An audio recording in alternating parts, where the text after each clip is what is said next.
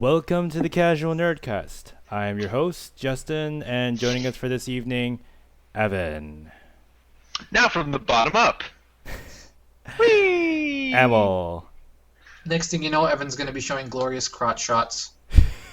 I'm all for it. And joining us for this evening is our, yet again, emergency correspondent, not taking Evan's place this time. I made it. Uraz. Hello. He's taken everyone's position at least once, except yours, Justin. It's pretty awesome.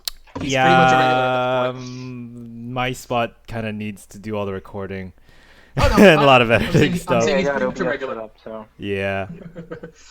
All right. So basically, if you don't know, topics are in the description below for this video. Just kind of brief summary. We're going to be talking about game developer Limbo, and different companies trying different ways to enter the video game market, or more so Sony trying to, I guess, add on to the exclusivity. It will kind of build on that. And basically, Amazon and Android, are they actually console competitors? So let's move on first to Ubisoft.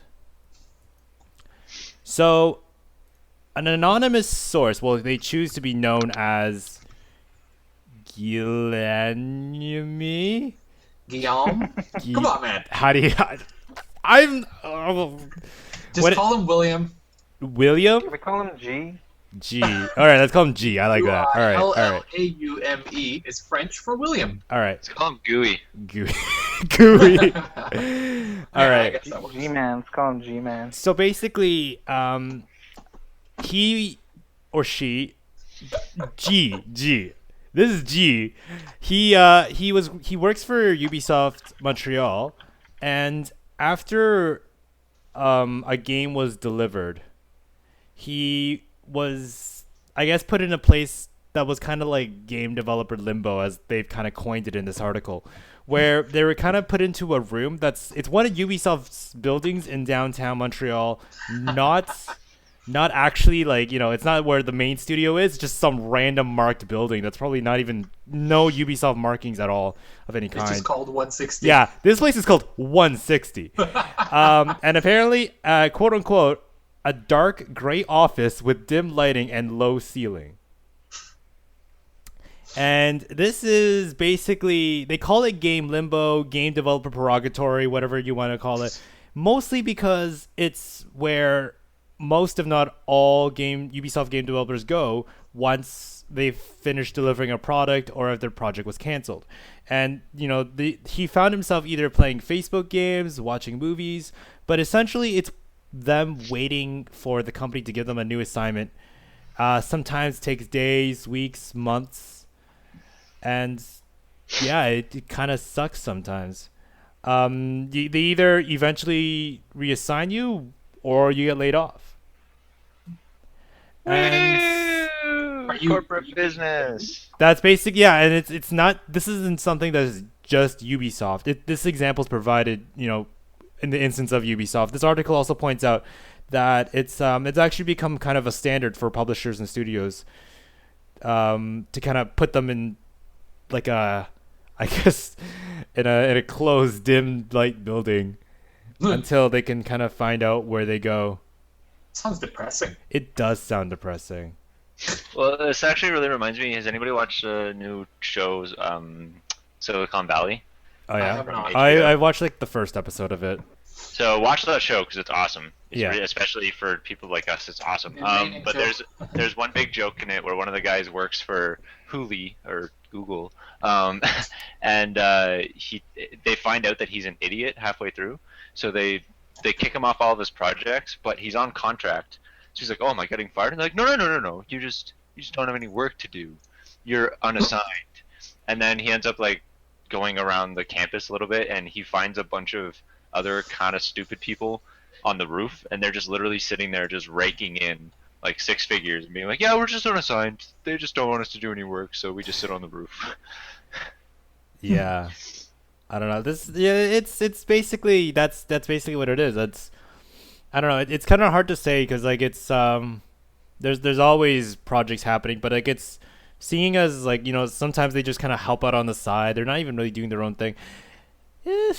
I don't know. How do you guys feel about this? It doesn't seem like a very good. I don't see why Ubisoft would be doing that because I mean, unless the employees are full-time employees, perhaps, or does it say whether they're contract or full-time?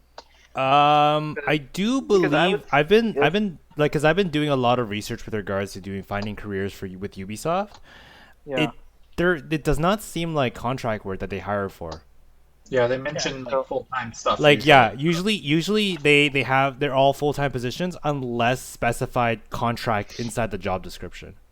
I see, because it makes sense if you're a full-time employee, you know, if your project is over and technically you don't have another project to work on, they can't really fire you because I'm sure there's a lot of paperwork involved, severance pay, blah blah blah, Sure. Yeah. all that crap, legal things. So it's probably easier to say, hey, okay, you're you're temporarily going to be here until we find another project for you to work on. It's probably cheaper for them in the long run. But Rather I than can hiring see, new guys, right? yeah, rather than like hiring somebody, getting like the interview process, it's a long time. And if they already know you're good at what you do, um, then it seems like a likely scenario that that's probably why they're doing it. But in the case if they're doing that to contractors, I don't really see the point because that's the whole point of contractors. You work for the duration of your project. Your contract's terminated. You don't work there anymore, and then if they need you on another project, they rehire you later. That's the flexibility that contract workers bring to the table, and obviously they demand a higher salary because of it. But I wonder why Ubisoft doesn't go with the contract method because it seems like it would be more efficient for them. But Probably since a bunch It of would neither be. do other I. game companies do that. I don't know if EA specifically does, but I've heard a bunch of big companies do.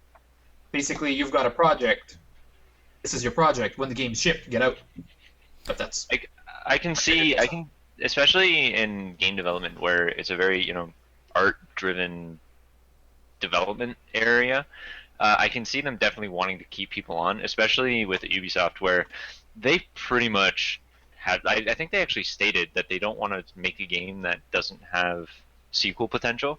okay. And I don't, and Sequel I think sequel potential is not the right word to use. I'd say franchise potential. either way, yeah, it's true, right? So I can see Ubisoft definitely wanting to keep people on because I mean, once game A releases, you kind of want to keep the developers from game A for game A2 because they're gonna know the code base, they're gonna understand how to make it better. Because all of us is where I'm sorry, I don't actually know what you do, your us, but anyways, a bunch of us work on software projects, and sorry. Never mind. And I think we can all say that the second you finish something, you know 50 different ways that you want to fix it, right? So I think that's definitely a part of that, because if you keep employees, morale's generally higher. You want to if you have talent, you want to keep talent. That makes sense. Yeah, and in this situation, I think the person here they're complaining that the morale is not high because people are just sitting around doing nothing. Yeah. But, I mean, like, what are they gonna do anyway? If they want to go home and sit and do the same thing at home? I guess. Well, here's the thing though. It's Watch like, movies at home. yeah, there actually lower down in the article. I'm just gonna switch the view so people can kind of see what I'm reading. They're basically saying there's a Glassdoor. If nobody knows what Glassdoor is, I know most probably you guys know what Glassdoor is, but for those who don't know who Glassdoor is basically a site used to kind of, I guess it's like it's a Yelp for jobs. So it's kind of like you review how well you work with that company and stuff. You review how the employers are, how management is. And Kotaku actually looked into Glassdoor, and there's actually a comment that says advice to management section. If an employee is part of the studio and is trying to get onto a project, do not keep this person on inter-project, waiting to be assigned for months on end. Make use of the skills you hired. So But sometimes there are overall management decisions that need to be made, because yeah, if you have a game that's being made and there's set teams, you can't just, as much as it sucks, there are very few workplaces where you can just kind of pick up people who want to join, because halfway through a project, if you pick up somebody else to join, say, I don't know, any team that has to do with the game, that person's going to have different ideas. That person's going to want to change stuff, and that's sometimes not Like you just can't do that Yeah. mid game development, right? Like, I mean, I think this is one of those topics where it sucks because people get stuck in, as you said, like game development purgatory. But it's one of those things that's almost necessary when you want to run a company as big as Ubisoft, right? Because Yeah. people fall through the cracks, and it's better. I think it's definitely better that these people are falling through the cracks and just getting some time off, essentially. Like they're basically getting time off at work, Yeah. rather than being fired and having to go find other work. Because I've seen the latter, and it's not fun, No. right? Especially And trying to yeah, I find agree work in with like game development and stuff. It's like it's pretty hard to just look for jobs in general with regards And game development. it's also pretty well known that game developers work like close to deadlines, 18-hour days and stuff like Yep. that, right? So to me, if I'm going that hard near game release and then the game releases and I have a couple months downtime, Not a that's bad not a thing. bad thing. I mean, especially for the developers that have families and stuff like that, I don't think they're complaining, right? Fair enough. I mean, That's why I really failed to if this see- guy really, sorry, go. Yeah, that's why I failed to see what is the issue here. What's the problem? I guess it's more so the fact that there are resources there that aren't being used, and And I guess and yes, it's it is in the grand scheme of things. It is like Ubisoft Montreal on its own is 3,000 employees, and we're seeing about maybe 100 that is existing in this limbo, and I feel it's like you get those people. Yes, there are people with families that just want to move on and just kind of lay low for a bit, and that's good for them. But let's say, for instance, like if you're one of those young people who very energetic, very passionate about video game development, and then your project is done and it's like, okay, don't have anything for you yet, so sit here for now.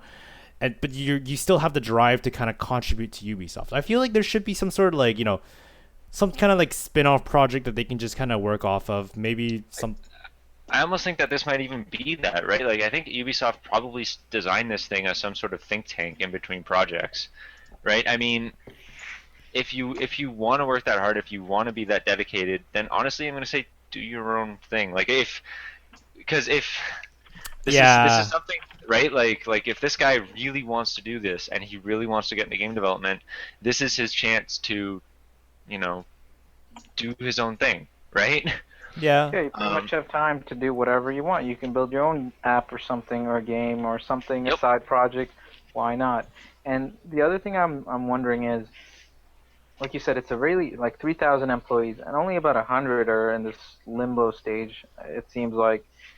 And what's interesting to me is, there are like at least, well, I work at Bello too, so whenever projects are going, there are many projects going on, and there's usually a project resource coordinator who's always looking for resources to see whether either projects that are requiring manpower, they're always looking for people. But I guess in Ubisoft scenario they have an abundance of people, so that's why there's this excess labor just sitting around because they don't need anyone on any other project. But that's kind of like a big company first world problem, Yeah.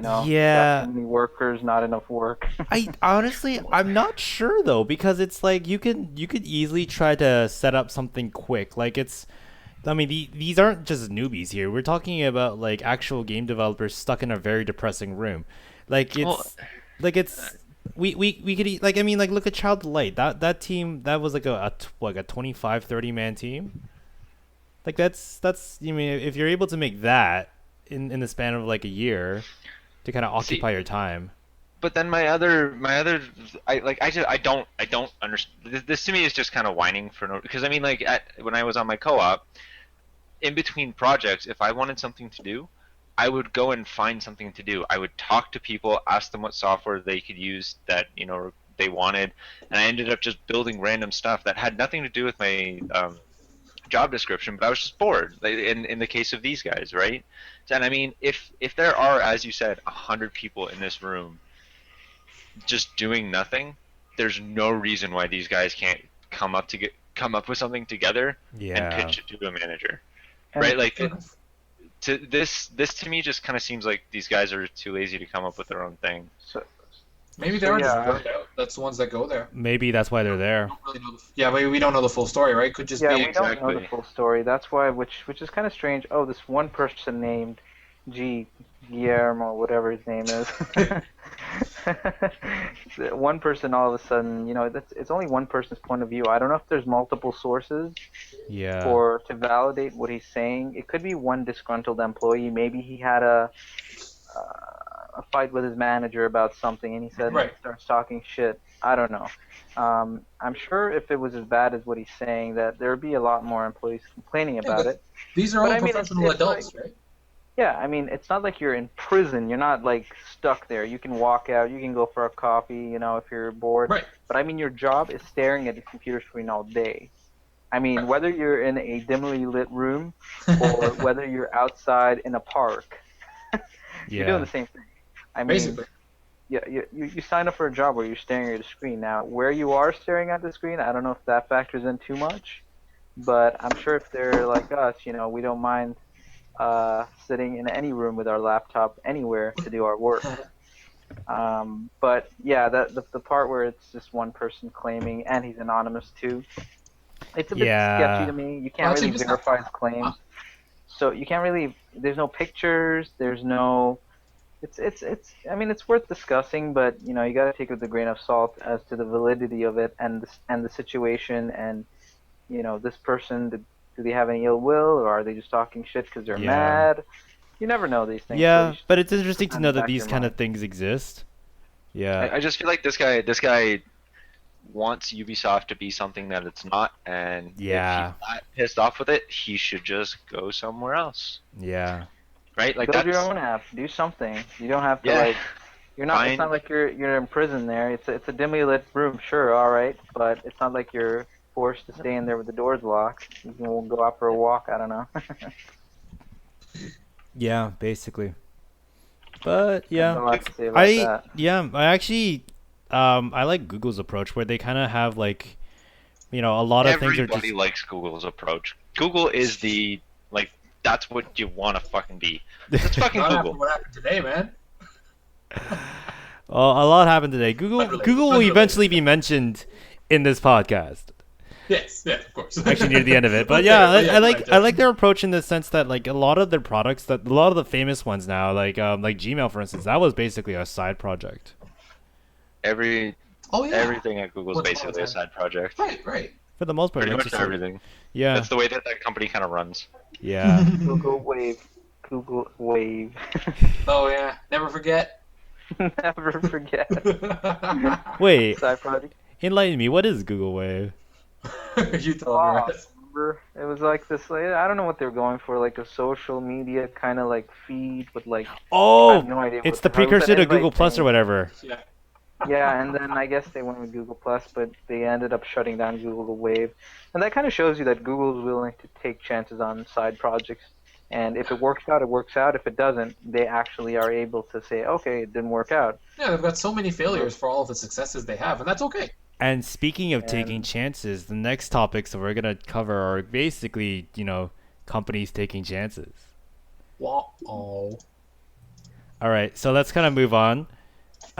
So basically, if you guys remember E3, that Sony conference was all about powers and yada yada yada, and Oh, yeah. dragged on for quite some time.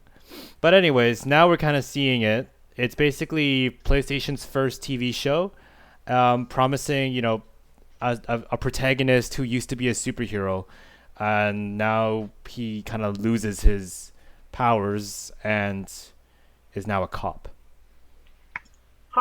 Whee! Interesting. Like I watched the trailer. It was really captivating. yeah, it was really captivating. And what's interesting now is also the how Halo Nightfall is also coming for the Xbox One, being developed by Microsoft Studios. I don't know. What do you guys feel about these, I guess, non-gaming related materials that are now being released alongside? Like, is this like a PS4 exclusive kind of thing? I think Sony wants to have like a Netflix type thing going on. Build a Netflix-style, stable, exclusive film entertainment that takes advantage of people who already have a PS3, PS4, or Vita. Yeah, so it's Yeah, so I think it's just streaming to their various Sony devices. yeah. I don't know. So the thing that I think people forget when they look at topics like this is Sony is not a video game development company. No. They have a small subsection of their company that develops video games. Right? So like they make TVs, they own movie studios, they do everything. Right? So this doesn't surprise me. It kind of almost surprises me that they didn't do this sooner. I think there's probably something that happened like this in the past that we're forgetting about, but I don't know because I'd be very surprised if there wasn't. Like if they tried to do this with like the PS2 or something, right? Maybe not streaming, but just like Yeah. something like that.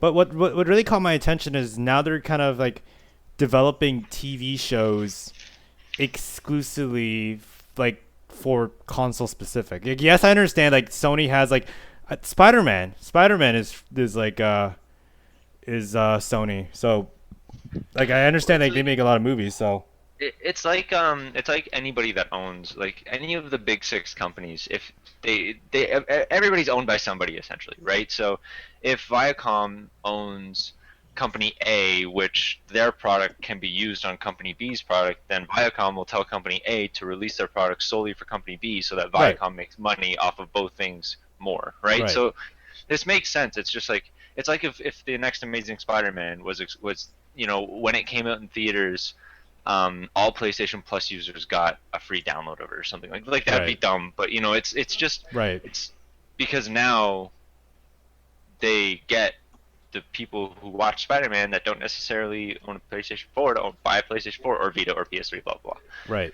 Right? I don't know. This makes a lot of sense to me. The thing that surprises me more is I'm reading that Powers is going to be like crazy ultra-violent and stuff, just like rated R, pretty much hardcore. Yeah. That more surprises me. Just because this is their first attempt at this, and they're already limiting the audience to. A much more elder one. Well, I mean, let's be honest. Everybody's gonna watch this. Yeah. But it's just it just surprises me that they're willing to Take make risks. parents like they're taking a risk like this with parents. I think Yeah. because this is going to spin it for parents in a more negative way than I think they would like. But who knows? Maybe they've already thought of that. Yeah. So like that's actually the one main question. Like, do you think, I guess, having forms of media associated with your console that isn't in any way gaming related, do you think that's a convincing argument for you to sway in one direction? Like, say for instance, if Microsoft and Sony all of a sudden started opening, like, okay, well, Sony already has it. Microsoft, I think, actually recently closed it. I'm not 100% sure, but let's say, for instance, hypothetically, Microsoft and Sony had like competitive TV studios, and they're like pumping out TV shows exclusively for their own consoles. Do you think that's a I don't know about powerful that. Like, incentive for you to kind I of think- sway to a direction? I think it's a gamble. They're trying something out. I mean, as any business, they're gonna try different means of making money. This is probably one of them, but I don't really personally agree that that's a good direction to take. You buy a gaming console to game on, right? Not to really watch exclusive movies on or exclusive content. That's more towards the Netflix arena. You wanna like Netflix making their own shows makes sense because they're a a streaming website for movies and shows, so it makes sense that they would create their own shows as well. And if you go with PlayStation or even Xbox for that matter, it makes sense that they're diversifying, but you run into the issue like what Xbox One is doing, where they're kind of catering their audience to like bigger audience. They're catering their console for entertainment, not just gaming. So that's why you can connect your TV to it. Blah blah blah. They're diversifying, but they got a lot of backlash from gamers initially about the Kinect, so they unbundled it, trying to focus the message. We're focused on games, and it seems like I call it the BlackBerry syndrome. Where BlackBerry tried the same thing. They diversified and it bit them in the butt because at the end of the day, what they were known for, which is a phone, good security, corporate, all that jazz. They started trying to take market share from Android and iPhone, and didn't work out for Failed. them. I mean, yeah. So it seems like the same thing that PlayStation or even Xbox is doing, where they're trying to sway away from their main target audience. But at the end of the day, I can see it's a business decision. They might make money, they might not. But in terms of a gamer, it would not. To answer your question, Justin, it would not sway me either way, whether to Right, buy a right. console just because there's an exclusive show on it. No, not at all. See, Bit of a counterpoint, though. you're like Sorry, that go one. ahead, Oh, Justin. I was gonna say you're basically that one kid that's like you answer the one question. It's like yes or no, and then like you give like the complete full answer. You write the question in again and like reiterate. You basically wrote it like an essay. Yeah. But counterpoint, you're as. Yeah, go ahead. For the sake of, I guess, discussion, if nothing else, excuse me, you mentioned how, first off, you mentioned BlackBerry was trying to diversify. I don't think so. I think if they didn't do that, they would have become irrelevant an even longer time ago, because Android and iOS both have the equivalent security when they came mainstream. So, like, I think that argument doesn't. It's a weak argument for what I'm getting at. You kind of get what I'm saying? Like, that ended up happening anyway. They lasted a bit longer, but now they're basically irrelevant, for the most part. Right? Yeah, I agree with you a lot on that. I think that's a really good point to bring up, because I mean, this stuff isn't really hurting. I mean, we don't know, I guess, at this point. No, But yeah. I don't think this is a problem at all. Like, it's just more stuff for the consoles that you spend your money on. And that's the second point I was gonna bring in. How you mentioned that Xbox One and the PlayStation 4 are gaming platforms, but that's not what their vision might be, right? Because they've been marketing them very, very heavily as entertainment platforms, all in Right. one, everything you need, which is what you're saying. Like, you don't want that, and most likely neither do we, because we're the purists. We're the guys who, well, we have a podcast about gaming, right? But then there's people who buy something like a PS3 and hook up Plex to it, and they literally use it as their home theater PC because building a home theater PC would be more expensive. They find a used PS3 and hook it up. No. If Well- you can get Plex working, you're in the minority for sure. I'm sure Right, but it's an example of what I'm getting an at. example Or it could of just someone be, buying a PlayStation. If, in that scenario, it would be better to use an example of somebody buying a PlayStation so they can watch Netflix on I was it. just about to say that, actually, yeah. Yeah, But it's that would also be a like better a analogy. good example of this is early PS3 when a lot of people were just buying it because it was a cheap Blu-ray player. Oh, So yeah. So now people had this Blu-ray player that was just sitting in their house and they didn't really do anything with it, right? So, Right. and then eventually it became a Netflix machine for them and a bunch of other stuff on top of Right. that. And these So people now- don't even game. Yeah, but they don't even actually give it crap. Like they probably bought a couple games, but they don't give a shit about them, So, right? And I think that they're trying to, because a lot of all media is moving towards just having an internet, like just having your Presence. TV connected to the internet, like just Yep. being like having internet in the living room, right? And I think a console is probably the best way to do that. considering it's in the living room. Yeah, aside from just having like an HTPC hooked up to that, but that's something that not everybody can do. So this is, Chromecast. yeah, it's true, but I mean that's still more complicated than a console, right? A console, the whole point about a console is that they're plug and play. You put them in and you do whatever you want with them, right? Like, and they just work, Mm-hmm. and you don't need to have any other crap going on in your house. You just turn on Netflix, you turn on your TV, turn on whatever, right? So that, I think that's what they're aiming for, and I definitely think there's a market for that. It's just For sure. it's not us, because personally, any living room I have, I'm just gonna have a separate computer hooked up to it and just run it as a Steam box, right? Because that's Pretty what much. I want. And That's I'm the exact same way. But they've either done their marketing research, and I mean, I sure hope they have, otherwise these companies are going to sink, or they're incredibly stupid. And I don't think it's the See, latter, I, personally. I think I think it's a bit of a jump to start a TV show with as far as I'm aware, that's based on like a non-gaming related background. That's fair. I guess Because that like sort of something makes like sense. okay, like Halo Forward Unto Dawn, like that was basically a 1 hour long trailer for Halo 4, and it was like a complete pre-sequel to like the actual Halo 4 game that kind of led up to it. So in addition to like it, yes, it was made by Microsoft Studios. It wasn't exclusive to the Xbox One in particular, or Halo or Xbox 360. But what I'm saying is it's that it's at least tied into the game in a way that, you know, adds a bit more value, you know, into the Halo 4 experience. So, you know, now comes Halo Nightfall, which is also coming out sometime, you know, November, December. Still, it's showing like an origin story of one of the new main characters, which, you know, it makes sense because we know nothing about him. And it'd be interesting to kind of see more about how he is under pressure, how he is, et cetera, et cetera. Powers is kind of like just, it's a really well done TV show, but as far as I'm aware, it's just based on previous comic books. So it's like it would make sense if it was like, you know, say for instance, maybe they're doing like a TV show on maybe like Uncharted, maybe Infamous, you know, something to kind of like pump up the people prior to a major first party game launch is what I was kind of aiming for, rather than just good TV content. But I think that we're also even a little biased in this regard, right? Because if you think about it, Powers is almost the perfect way to kind of merge the gaming audience and the non-gaming audience. Okay. Especially with how popular superhero movies in general have been lately, right? That's true. Because everybody's going out and seeing Guardians of the Galaxy. Everybody's seeing, you know, Iron Man and stuff like that, right? So this looks like that, but on your PlayStation.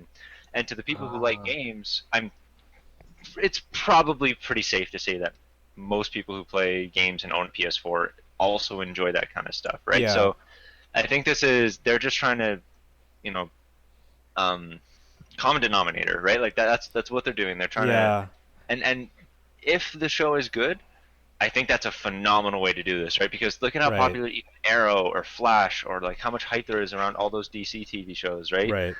I think that's what they're trying to do here. So they're just trying to find a common ground for both the audiences that they want. That makes sense. Yeah, that makes sense. Question I would have is, I mean, that's going to be what, PS4 exclusive, right?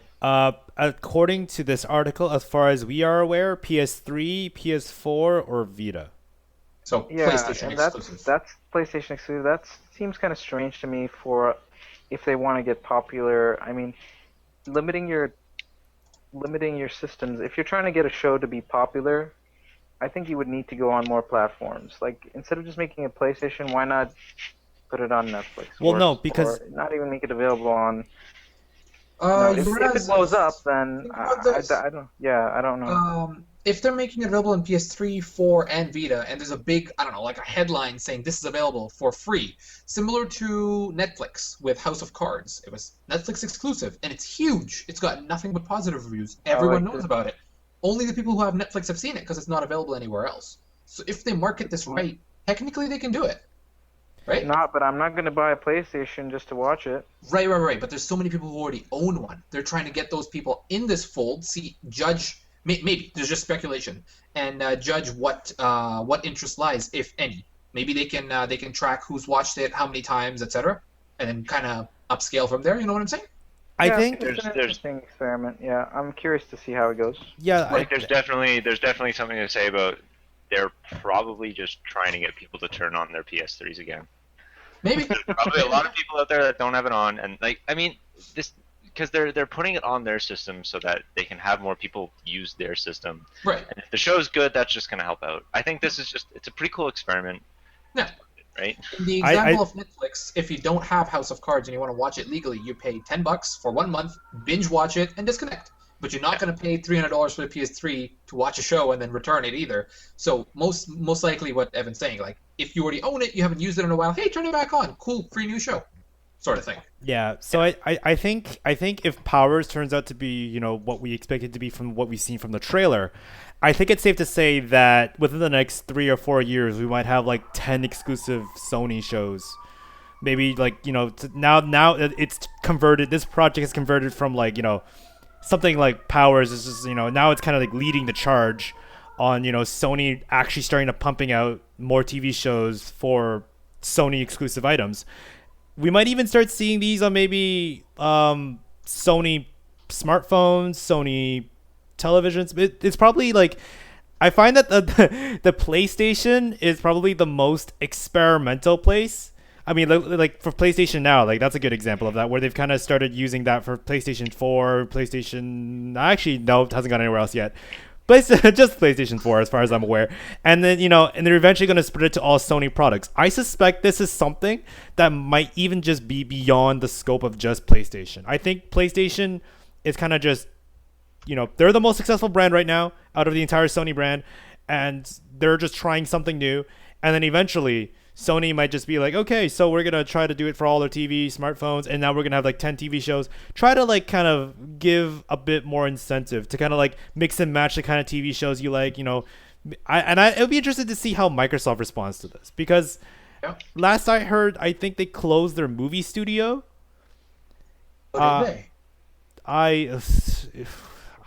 It was a long time ago when this happened, and nothing really interesting was like Nightfall was probably, I think, this was the last thing they did, and then that's it. Oh, okay. I'm not 100% sure. I need to double check my.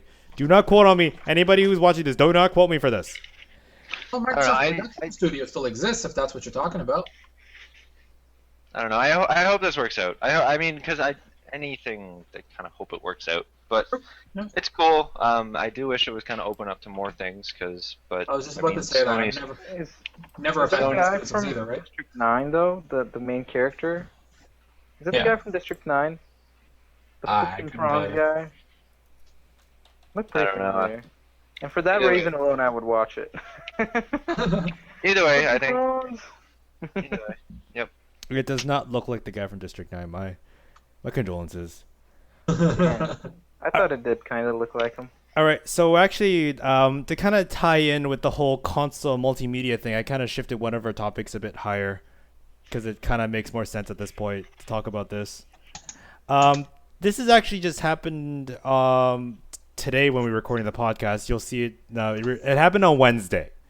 If you're watching this on Friday, if you're watching this on some other day, this happened on October 15th, 2014. Keep up, bitch. It's not nice, Evan. Not a nice person. That's true. I've accepted that.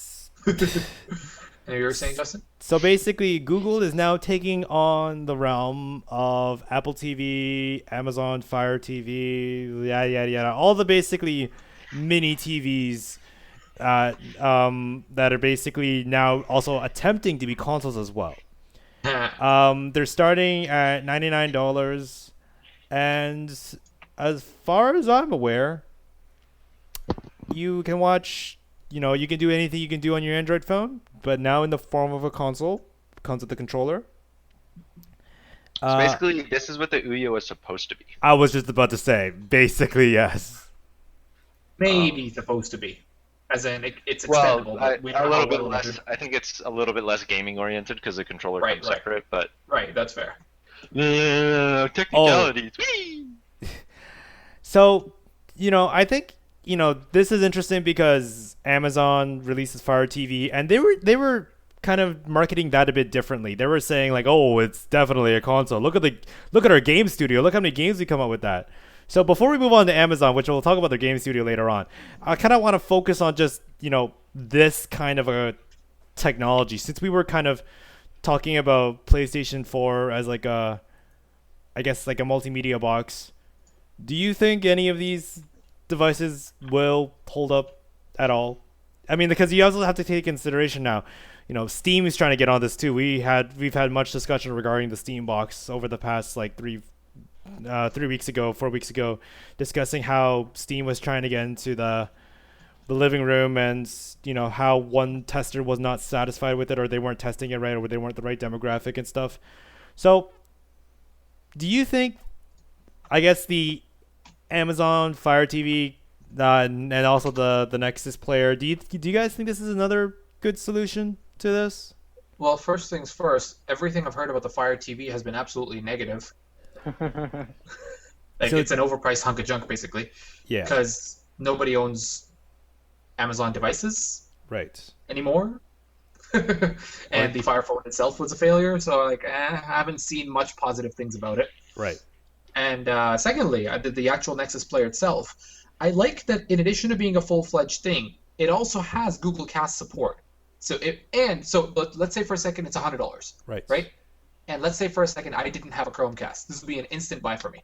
because I've seen the usefulness of the Chromecast, and this basically, if you don't have a Chromecast, this replaces a Chromecast and then some, if my understanding is correct. Right? Because it has Google Cast functionality. You plug it into your TV, and you can cast stuff to it. And at the same time, it's a fully fledged Android operating system. It's basically like an Android phone, except without the phone functionality and a remote control. This is Google's answer to like the Hulu box, and this is their answer to they want to have a computer they want to have a computer in your TV, and this is what they're trying to. It's the expanded answer to turning your dumb TV into a smart TV, because the Chromecast was the start. This is the kind of continuation. I feel where the Nexus Q failed. I don't know if you guys remember that cute little box ball. It was gorgeous. It's too bad it didn't take on. But it's the continuation of the Nexus Q. It's a lot more extendable, but they really need to watch the price. If it's along with competitors' pricing, like I don't know, I'd imagine around 100 or so. It is. Allegedly, it's $100. Yeah. Okay. I haven't actually seen the pricing. I was just speculating. Then yeah, that's great. Otherwise, if they go the route of like more expensive things, it's not going to catch on at all. And I'm sure Google's already learned that lesson before. So. Yeah, it's looking interesting. I just found it really interesting that a lot of these, the console attempts, I guess not really attempts, they're more so like console multimedia boxes come with a controller, but at the same time, it's the extent of their game base is, it's nothing, obviously nothing along the calibers of Xbox One and PS4, right? But they're still trying to take a jab at the market. Right. So plus the fact that it's got an optional controller, which it really opens up possibilities of what you can do with it. It's optional, yes. But it's also like an implication that it's it's a general direction. Who's to say that the next iteration of this TV could be a Google console? True. Or hear me out on this. It's got an Intel processor, which means it's x86 compatible. Right. Which means it may be possible to hack Linux onto it, which may mean that you can run Steam in-home streaming on it someday. Or you can install SteamOS on it. Oh, hey, there's an idea. That's Linux-based too. What am I saying? I'm gonna go to my credit card and pre-orders don't start till October 17th. But it's a long shot. I just mean the fact that it has an Intel Atom processor is already it would have to depend on what the remote and the controller are running on. Of course. Because if they're very native to Android, you're screwed. Yeah. You're going to be tied down, yeah. Considering the Notes S Pen is amazing, but it's basically useless if you change ROMs. So same example, right? Okay. Basically, yeah. Right. But it looks promising for sure. The only one thing I would wonder is so for the people who, let's just say a consumer is saying, hey, I want a device like that, like the Nexus Player, and they're going online and they see all these other options, XBMC devices that allow you to connect external hard drives, that allow you to connect with Ethernet. I don't think this one's going to have Ethernet connection available. It does not. It's going to be Wi-Fi only. So there's devices like that where you're like, do I want the Nexus Player when I can get that, which has more functionality, I would say, other than the casting, Chromecast.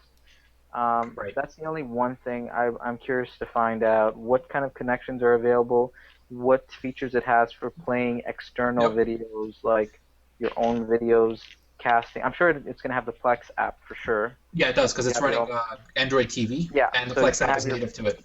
Yeah, so then you can if you have a Plex server, you can stream it from there. But I mean, local streaming is also important, and I would be interesting to find that out. I think if my understanding is correct, it comes with an HDMI out and a USB port. That's basically it when it comes to ports. There's no Ethernet. There's probably the power plug, which is the USB one. And that's about it, basically. So in terms of what you can do with it, in spec to spec, if you lay this next to the the Roku 3 or whatever, it's probably going to lose to the layman customer. But then, if you look into it a bit deeper and you see, oh, this is the official Google box, maybe I want it for the brand name, or simply the fact that it's a Chromecast and a set-top box all in one, that might draw more customers in. But at first glance, you're right. It's technically inferior to all these other third-party boxes. It's knowing Google, they're gonna release an IDE, like there's certain IDE. Basically, it's gonna be fucking easy to develop for this thing. I have a feeling, right? So, and that's what excites me most about this is I can actually make some decent. I can potentially make some decent apps that will run on people's TVs easily, which is really cool, right? So now now I can integrate a lot of different things. But I think it's really dangerous to ask like how powerful is this thing? Because I mean, in the end, the best thing that you can hook up to your TV is probably an HDPC with a NAS running somewhere in your house. Oh yeah. Right, like that. Whatever. If you have the funds to do that, do it because it's going to be much better than any other solution you can get. And, but I think that this is also this also kind of fits into my argument with the PS3, right? Because this is going to be a good replacement for people who just have a PS3. Yes. For what they were using it for before, right? Because it's $100 replacement. It puts them up. It hooks them up to Netflix. It hooks them up to whatever they want, and if they have Android devices, they're already going to know how to use it. I think this is really cool. I really hope it works. I've always wanted something like this. Unfortunately, I'm probably never going to have something like this because I'm just going to have an HDPC with a NAS somewhere in the house. But I think this is really cool, and I know a lot of people that could really use a product like this. For sure. And plus And the whole. I'm going to recommend it hands down over Apple TV. Anyone? Oh yeah. Oh yeah. Well, we are a little bit biased against Apple, like all of us. I think I've kind of sensed that. Maybe it's just me. A bit. The only thing I won't be biased about is the MacBook Air. That is the only thing. Other than that, I will not consolidate on any other Apple product. Anyways, but yeah, so I think this is really cool. I really want it to work out. I really want it to become popular because I want there to be apps for this. I want there to be cool things coming out. I want to develop for this. So people buy it. Yeah, but Evan, you already can. It's running Android, Google TV. What specifically can you develop for it?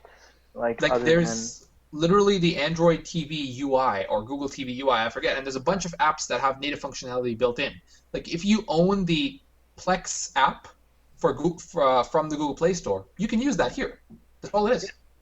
But it's more so just stuff like, so I know that you can do all that stuff, but now apps can be, because now all these apps are developed for tablet and Android in mind. Yeah. Now they can be developed for TV and right. That's what you mean. Gotcha. So like, so it's just a, because you can create. I mean, for example, I have a friend. If anybody owns a Chromecast, you've probably heard of Video Stream. If not, My friend too. so actually, one of the guys that I worked with, he developed it. He's same. lead on it.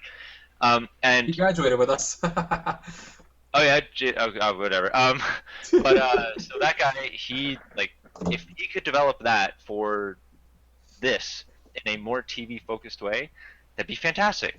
Like that'd be really cool. And I think that there's a lot of places for that to go. Right?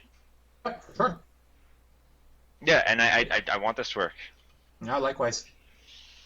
yeah, it's just interesting to see that, like, it's, from what I see, you're honestly just paying for a pretty box. In terms of like, what it's powered by, like, actually, I wouldn't mind buying, like, at this point, what's the price of a PS3? I think $250 now, maybe? Yeah, it's like, you don't have the flexibility of, say, the entire arsenal of Play Store apps, but you still get, like, your key essentials, your Netflix and stuff, and, like, I have a decent collection of Blu-ray discs that I wouldn't mind watching on the PlayStation 3, which is why, like, it begs the question of whether or not, in the realm of these third-party, non-console attempt consoles, if they'll pick up. I guess in some sense, yes, they would, maybe due to budget restriction or maybe in fear of as to, like, what's probably better and what's probably, trying to figure out what's the good in between. But, like, I don't know. It's just that, like, when I hear you guys talk about, like, the PlayStation 3 earlier about powers, that's actually why I kind of shifted this topic a bit earlier, is because, like, it's interesting to see, like, because the PlayStation 3 has gone down in price so much, and it's probably going to go down even further as the year progresses. It's interesting to see, like, how these things in the Amazon Fire TV kind of stack up. Because, like, PlayStation 3 is obviously not as new and state of the art, but it's still, like, price-wise, it's still pretty competitive in comparison to this. Well, I think people need to have a decent gaming interest as when they buy a PS3, because you buy a PS3, you're gonna get all this stuff, sort of. You're not gonna get all of it, but you're also gonna get access to the huge library that the PS3 has. That's true. And powers. But I think, yeah, and powers. But I think something that would be a little bit more comparable to this would be the Vita TV, right? That's $100 little box that you hook up to your TV and you can play your Vita games on and stuff like that. Ooh. I think that's a lot more comparable to something like this. And I think because the PS3, I mean, it's only going to be relevant for so much longer, and Sony's going to try and push as much out of it as they could, because the PS2 was relevant 5 years later than it should have been. But I completely forgot about this. Thank you for bringing that up again. The PlayStation TV. Yeah, so we'll see. We'll see how this all goes. But I don't think Sony's gonna win this because they're up against Google, and yeah. You don't win against Google. I also and it's also well, I mean you can. It's just it's gonna be hard, especially since Google, like, going into a store and seeing like the Vita TV or seeing the PlayStation TV, a PS3, and the Google whatever it's called, the TV thing. Nexus Player. Nexus Player. It's just going to be very much I want to watch TV. This thing watches TV. These things are gaming machines. Yeah. Right? Like. But here's the question though: will we ever get a product that is all in one? I think like full games, as in it's powerful enough. Will it be ever would there ever be, like, you know, say for instance like a product that, like, I guess you can say, you know, because I mean, like, if you look at the PS3, PS4, etc., there's always like an emphasis on gaming, right? No matter how you address it. And I mean, I think that's what the Xbox One was trying to do, you know, because they already had such a strong gaming brand. They're like, okay, let's bring the TV up, but then gamers didn't like that. So then now they've kind of brought down their TV brand level, even though Xbox One is technically the answer to my question, if we can ever get like an all-in-one kind of TV gaming console solution. So HTPC. It's literally it. He gets it. Basically. I think like that is literally the answer, but it's just really hard to do effectively and inexpensively. Yeah. And that's a problem, right? Like, if you throw money at any problem, you'll generally solve it. But honestly, I think, like, cosmetically wise, the Nexus Player looks nice, but like the lack of an Ethernet port does kind of turn me off. A little bit, because you want it to be reliable still. Yeah. And a bunch of the other TV boxes do have at least an Ethernet port. That's like basic stuff. Yeah, and I was looking at the PlayStation if they're going TV. for the minimalist design, I can understand. Maybe I should get a PlayStation TV. Eh. Does it have PlayStation Now? I might just pay for PlayStation Now and just get PlayStation TV. Anyways, distracted enough. Let's kind of move on to our final topic. You know, we've been kind of mentioning this company a while. They've been taking a lot of risks lately, and we'll see in the next little while if it's paying off. According to Amel, it's not. I said that? Yeah, you did. Oh, that. Yeah. Okay. Yeah. Go ahead. So Amazon is hardware division. Yes. So Amazon is officially getting serious about video games. Well, not officially. It's been kind of known for a while. Andrew kind of found this article for us. This IGN article is talking about how the Amazon game studio was created, and it's bringing games to the Amazon Fire TV. And it mentions like exclusive games that are developed by this company so far, like the unmarking of the unmaking. The unmaking. My apology. I can't read apparently. Till Morning's Lights and Creepstorm. And Tales from Deep Space. Okay, so like basically, from what I believe, yeah, they're all developed with Amazon Game Studios. So it's quite clear that Amazon is now shifting their focus to video gaming, and now with them acquiring Twitch, it'll be even more interesting to see what they kind of have to provide. So I don't know, how do you guys feel about Amazon kind of taking on this, and what do you kind of foresee as a very obvious answer as to what they'll provide for us in the next year or two? More competition's always good. I mean, if they make shit games, then they make shit games. Doesn't matter. If they make great games, then fuck yeah! Right? But I don't You're know. right. You got it. You got it. But But like, I mean, I don't if know. It's if the Fire TV is doing as poorly as Amala is suggesting, this game studio is screwed. Because well, it's based on what I've just read, mostly on r/Android, and they're heavily anti-Amazon. So, sorry, they're heavy anti-Fire TV and Fire Phone because they're fragmenting away. But yeah, yeah, and I mean, like, Amazon's been pretty. Amazon is just basically trying what Google did. Google was kind of running because Google's been accumulating funds as a search engine for like God knows how long. Oh yeah. And then all of a sudden it's like devices like galore. New things. Amazon is basically doing the exact same thing, and this is them. This is when Google was breaking out. This is what Amazon's doing. Amazon's just Right. kind of breaking out completely out of their norm and just trying devices now and like services and Right. My only concern is some of their marketing decisions. So like how I mentioned, the Fire Phone was received poorly. So the Fire Phone, I'm gonna sidetrack for a second, is an overpriced Android flagship that's not running Android, but it's a forked version so it doesn't have access to the Play Store. It's got access to Amazon's App Store, which first off is second priority for most developers. If they develop for Android, they'll publish to Play Store, and then they'll fork it to the Amazon App Store. App Store usually gets updates later. So the guys running the Fire Phone are left behind compared to every other Android smartphone owner. Second, the feature of that phone is the Fire button on the, right side of the device. Opens up the camera, you scan something, it'll take you to the Amazon page listing for that item.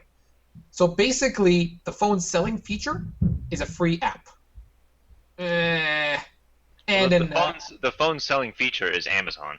Well, yes, that's what I'm getting at. Yeah, but you can already do that with a QR scanner. If they integrated that and made it a free app on Android, or even a paid app on Android. it's basically for people who don't know what anything is and require Right. scanning because you don't know how to Right. describe what you want to buy. But the fact is, it's still a $650 phone for something that doesn't even run Android. So it's untested waters because the only thing Amazon's been successful at so far has been the Nook and the Kindle. Oh, sorry, not Nook. Nook is Barnes & Noble. Has been the Kindle Fire, which is a reader first, a tablet second. Right? So that sort of thing. Which makes sense because Amazon has a huge ebook selection. But then you translate that into phone and you get an overpriced Android flagship without all the things that make an Android. So that's what I mean. Like, they're taking risks, sure, but I feel like they're not very well thought out. Yeah. I think Or they I could be want better. to say something about that. I think these large companies like Google and Microsoft and Amazon, what they're trying to do, where it seems from Amazon's perspective, they are trying to get as many customers as they can to use Amazon, to use their app store. For sure. And one way of doing it is to make their flagship phone. So if you're using their phone, like that scanning feature, it's probably so you can buy stuff on Amazon.com. It'll link you to there. So that's what I can see. And then in the scenario of Google, they're releasing their Nexus Player, and Chromecast, which they already did.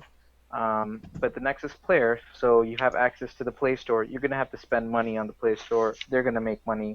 So they're kind of broadening their customer base, people who can have access to these things.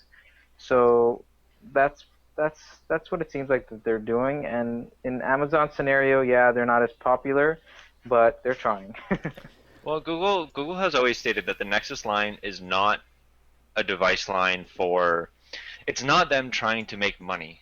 Generally, the Nexus line is more so them putting out a product that they think should be the norm, right? So like the Nexus phones are what they think all Nexus phones should, like Android phones should aim to be. Or, I mean, Right, so they thought. it's them. Sorry. Sorry, continue. I'll talk about that in a second. It's them trying to set a standard, right? So it's them trying to say, okay, guys, aim for this, deviate from this as much as you want, but this is what we feel like the market wants. And I mean, they don't force people to follow that, obviously, but that's what they've always said the Nexus line is supposed to be, and that's what I've always felt the Nexus line definitely is. And that really just proves itself, especially with the Nexus 5 and Nexus 4, via price how point cheap too. they were, right? Because they're just literally like, yeah, fucking take them. Like, we don't care. Just take They it. were and- basically breaking even on the R&D What and about the the actual 6, phone. Nexus 6, That's- guys? No one that's ever what I wanted talked to about that. That's the what I Nexus wanted to mention 6 very briefly. It's like end of an era stuff because now What's they're going making on money there? on the hardware. Well, they've also stated that the Nexus 5 is not going to be put off sale. So the Oh, did Nexus they? 5 and 6 are going to be sold at the same time. Can I get a So this pretty much just means that the Nexus 5 is the less premium version of the Nexus 6 and vice versa. Well, not Right, 'cause necessarily. the Nexus One is 6 the tablet market and the other is just mainstream market, so to speak. No? Well, also if you look at have you seen the specs of the Nexus 6? Well, yeah, it's a That is a goddamn beast. premium as fuck phone. True, Like, for sure. holy shit, I want that in my pants. Well, Because wait it's till you see. gorgeous. Sorry? Wait till you see. Sorry. Wait till you see the Z3 and the Droid Turbo, though. It's even just like, it's not even necessarily that. So I'm just going to rant about phones for a second. There has been one thing, there's been 3 checklists that I want on a phone, and no phone has been able to do it. Finally, the Nexus 6 is the only phone in the history of all Android phones that has checked off all 3 things. I want aluminum unibody, I want front-facing speakers, and I want software buttons. Oh yeah. No other phone has had this. Well, the One M8. But No, it didn't have software buttons. Oh, Those are didn't it? capacitive touch buttons. oh, you're right.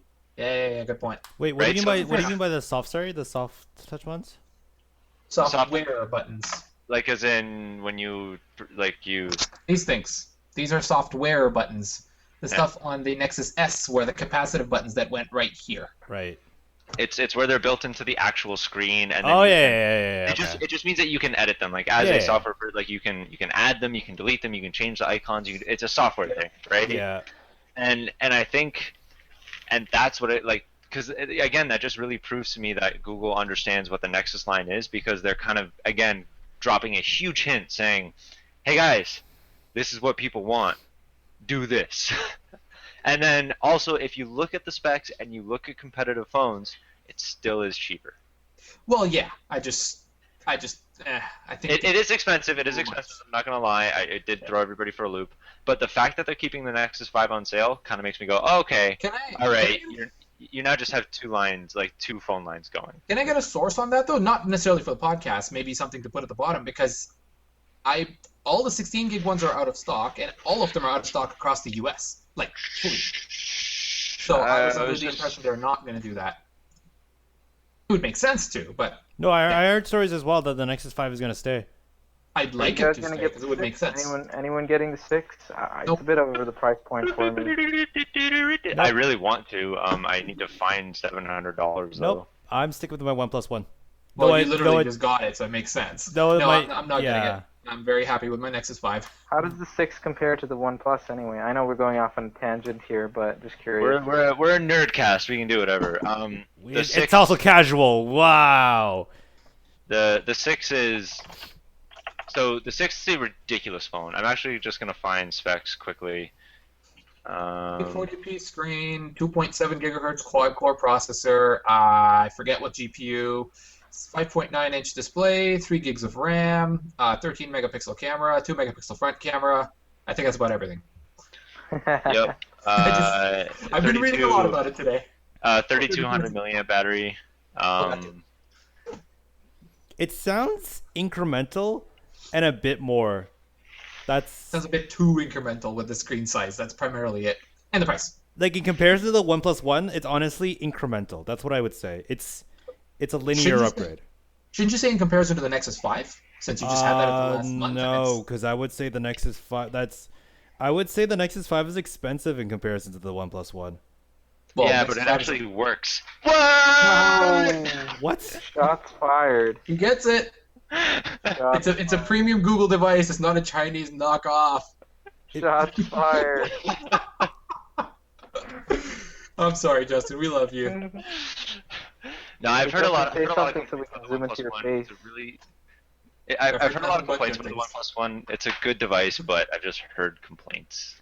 That's it. I've heard I've heard mixed things. Like it's Touch sensitivity is a huge issue apparently. Like when you start trying to like do. they pushed an update for that. It's gone now. Yeah, but it still shouldn't have happened, Yeah. right? Like that doesn't like in the world of phones, the fact that the phone's been out for so long and it was But just fixed I is it's kind of an issue, right? Or also just that's the fact that but sorry. that's not necessarily within the domain of the phone itself though. That's more so Cygemod because they basically kind of they're open source Android developers, right? They kind of push updates, things kind of slipped. I don't know how their structure works. They've only, as far as I'm aware, they're mostly they're now they're a bit more organized and doing stuff. But like it's, I've always been with Cygemod, and there's always bugs to be associated. Even like it's there's always bugs. I mean, I'm on the night. I was on the nightly build with my Nexus 5 for the longest time. But that also but that innately kind of almost says that it can't be a mainstream phone, right? Like the fact like they're performing they're going for different markets. Sorry, right? Like the Yeah, OnePlus One yeah. is going for people like us. The Nexus device is going for everybody. Well, they're not even really going for. They're just trying to make a good phone and then Yeah. trying to force everybody to follow. I think it's more so. I would say it's more so just kind of advertising. Like it's. I would say it's more like the OnePlus One is more so people who are sick and tired of the current Android experience, and they want something a bit more, but aren't willing to flash their phones. I'd say that's the OnePlus One. Yeah. Either way, like the Yeah. OnePlus One, it was an experiment. It's tough to say if it succeeded or failed yet. Well, it's still happening, so. Yeah. Well, I mean, it's also like it, it's more so just an issue of like, hey, I want a OnePlus One, but it's also not exactly the first Cybermod phone though. There was one that was Oppo, Oh, I didn't know it OPPO. was Android. I thought it was just stock Android. As far as I'm aware, there no, was that's the big selling point is that it's actually running Cyanogen right out of the gate. Oh, yeah. cool. So that was the So first it's kind of Cybermod. it's a phone for people who want to do more with their phones, but Yeah. generally people who want to do more with their phones know how to flash Cyanogen. Nexus Master Race. Yeah, which is why I'm saying like it's like for me like I've flashed all on my phones, but it's getting to a point that like sometimes when I It flash sounds like you have naked pictures. like yeah like it's getting to a point that like I need something that's a bit more reliable than nightlies, and like it's gone to a point that I just can't go back anymore. Like it's so like I kind of needed a fresh start. I needed something that was I guess like it's basically taking care of it for me. Like I don't have to Well, worry it's about. also, there's also a big thing like the Nexus 6 is the like one of the smallest things that Google announced today. Because man, that lollipop, Oh, Yeah. yeah. that For lollipop. that lollipop. Ugh. I was on the developer preview for like basically 2 months, and the only reason why I got rid of it is because developing for it was kind of a bitch. Yeah. It just like crashed on stuff that shouldn't have crashed Yep, on. yep. But man, 36-hour battery. Oh, the Nexus 5? Yeah. Okay, I am hard right now.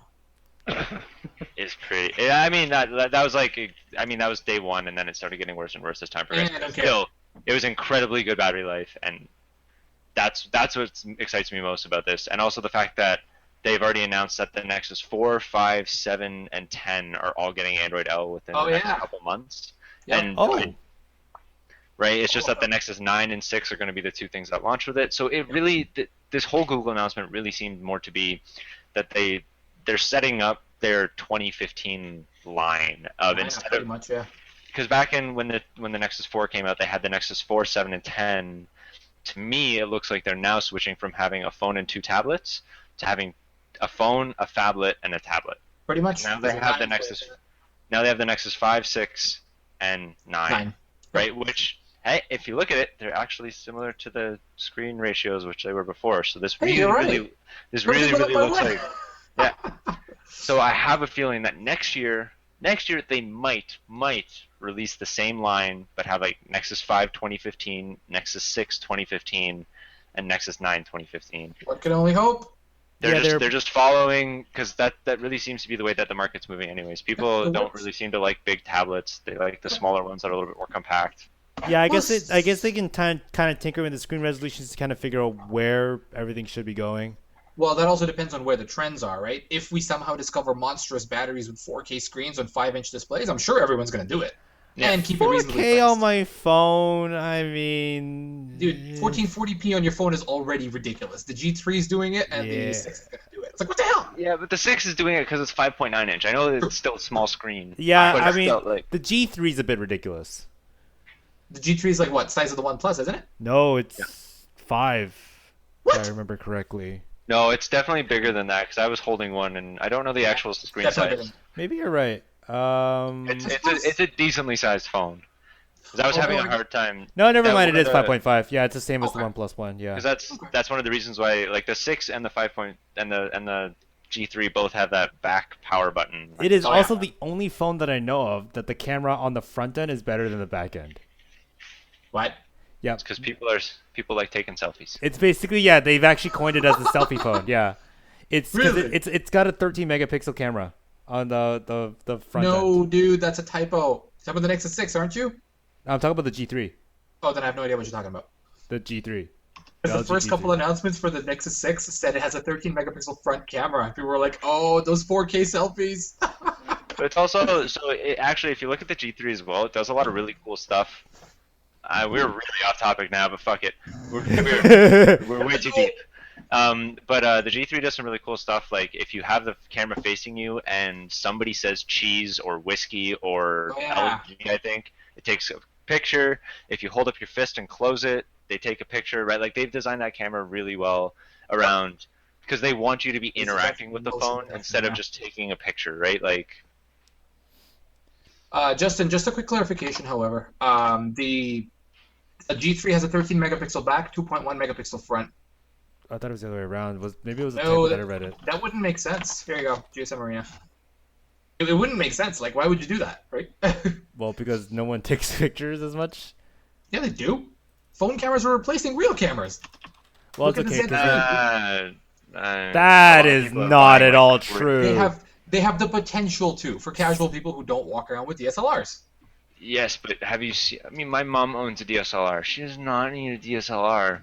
She bought one and then she like puts a sepia thing on and goes, "I'm a fucking artist." I smell a little bit of resentment there, Evan. It pisses me off. People that do. Fair enough. Because Although- so many, like I have so many of my cousins are doing that shit. They just. I've seen a bunch of that, yeah.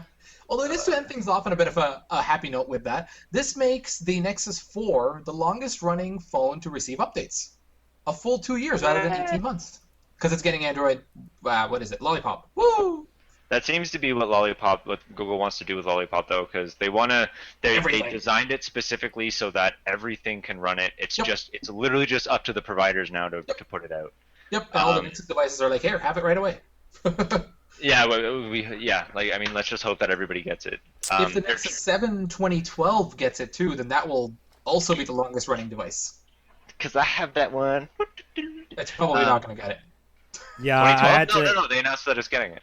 Oh, did they? Okay, I did not see that one. I was looking at Yeah, the early I had leaks. to. I had to modify the CyberMod ROM a bit for my Galaxy Nexus to get on a KitKat. Yeah, that's kind of the way it is, and it's going to be the same with the L, but it's totally possible. But hey, at least the OnePlus will have the Lollipop in about like 4 or 5 months after all because when they get the source, probably roughly the same time that like today they probably got the source. I was going to say they probably got it today, yeah. Yeah, so I'll probably get it in 3 to A 6 couple months weeks or after, something. maybe. Not a couple of months. The nightlies will start like really quickly. Yeah, but I'm not about that nightly life anymore. Oh, okay, fair enough. You gotta wait a bit. I kind of people call me now. I kind of need to use my phone now. Look at this guy and his professionalism. I have to. I know, I'm kidding. It sucks. We're all the All same. right. Anyway, let's not linger this on longer than it needs to be. Yeah, so that was the podcast. Far past that. Yeah, No going back. we're basically italicizing and bolding the casual part of this Nerdcast this episode. So that's the end of that. Thanks for watching this far. I hope you liked talking about phones because, well, that's what we ended up doing in the end. Completely unplanned, by the way, in case you were wondering. I feel like the phone. I'm gonna fucking talk about it. I feel like we've been like holding Evan back, like. I like phones. They're I've fun. been dying to share this with people who know. I told a couple of coworkers, they were like, "Oh, cool." They went back to work. They're boring. Anyways, so Thank you for watching this far. Like, share, subscribe, usual stuff. Anything? What do you guys want to hear us talk about? Because we have a lot of knowledge in different domains. So leave a comment, tweet us, Facebook us, whatever. All the links will be in description. And as always, thank you for watching. Do I just vibrate really fast till you turn it off? I was just reading what you just typed to me. I'm just like, what? What did he? Yeah. It's because that's what you said. Oh, what you? They know what I'm talking about. Did you already close it? Not yet. Oh, okay. Farewell, unicorns. Stop grabbing boobs. It's inappropriate.